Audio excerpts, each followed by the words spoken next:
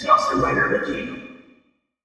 Hey YouTube, Dawson Rider here. Welcome to my review for the Power Rangers Beast Morphers Beast Wrecker Megazord or Zord figure. This is in the same vein as the ones we've gotten previously earlier in the year, which was Racer Zord and regular Beast X, where it's just a standalone Megazord figure that's roughly in the scale of what the Megazords are like. I think it's a little bit taller. We'll be doing a comparison here in a second. I can't remember if it's the same or taller, even though I just looked at it, but it's basically in that same neighborhood. So it's not like, obviously, a small figure. It is a figure on the scale of a Megazord, but it's got no transforming aspects, except for one of the most key transforming aspects of all time.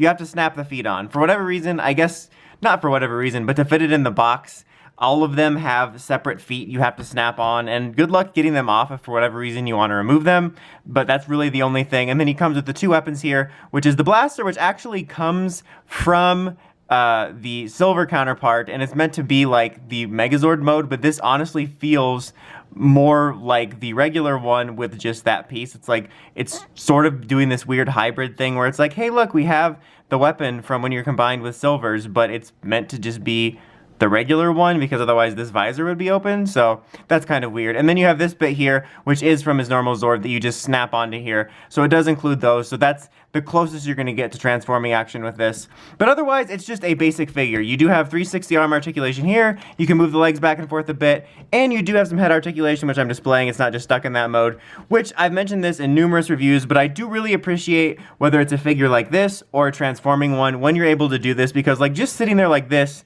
adds a lot of personality to it, which I really dig. And to be honest, I'm actually kind of a fan of these figures. Beast X Megazords was okay, but I really like this one in the Racer. I'm not saying they're the best thing ever made in the Beast Morphers line, but what I think is really cool about these is that they're very accurate to what the suits look like for the action in the show. Probably the most accurate mold for that, and I think that's really neat. It's obviously missing a lot of key paint details compared to the other transforming ones and other releases and stuff like that in the Japanese one, especially when you take a look at the back. You can really see the blankness there. But if you don't mind painting it, if you're one of those people that really likes to paint it, I know I would mess it up, but I know that there is a lot of collectors that do that and they enjoy doing that or don't mind doing that. And also, if you just are like me and don't necessarily mind the lack of details, this is kind of a cool piece. Like, it's a little bit underrated. Like I said, not the best thing, but I think they were an unexpected little hidden gem for me in this line, just because I really dig the accuracy to the show suits. I think that's really cool, and I really appreciate that. It's not at the top of my recommendation list, but I think if you're interested in that, I'd recommend checking it out. I mean, Beast X was okay, like I said, but I think this one in red were really cool additions for that, even though they aren't the greatest paint-wise. It would be really cool if they were better paint-wise. That would be even more amazing. But for this one, I actually don't think it's as big a deal. Like, there's obviously some stuff missing, but for like this and Racer, I think it hits all the right notes that it needs to.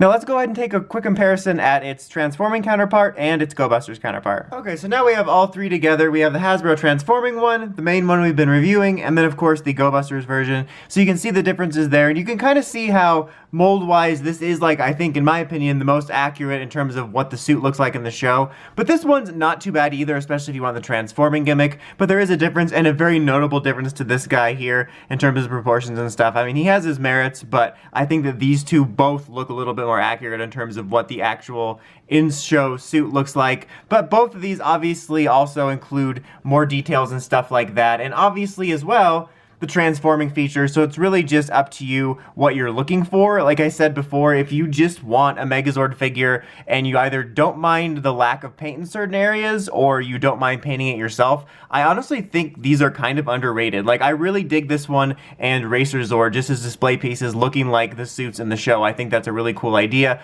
But if you're looking for the transformation gimmick, I definitely recommend this one. I think it's the best of the both worlds. It's got Hannah Montana and Miley Stewart. Was it Stewart? I forget because her name's actually Cyrus. I failed at the reference. Anyway, Lola.